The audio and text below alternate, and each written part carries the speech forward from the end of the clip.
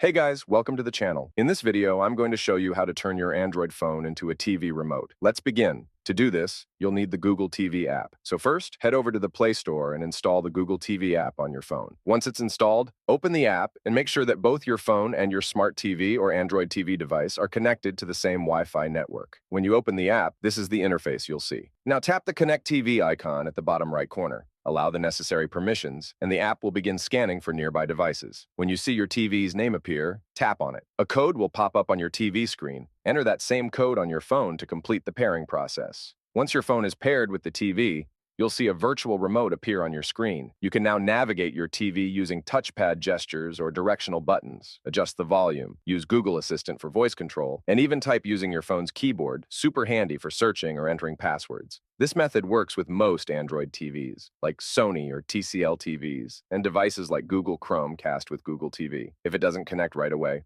make sure both your TV and phone are on the same Wi-Fi network, and try restarting both devices. Also, make sure the Google TV app and your TV's software are up to date. And that's how you can easily turn your Android phone into a TV remote. Thanks for watching.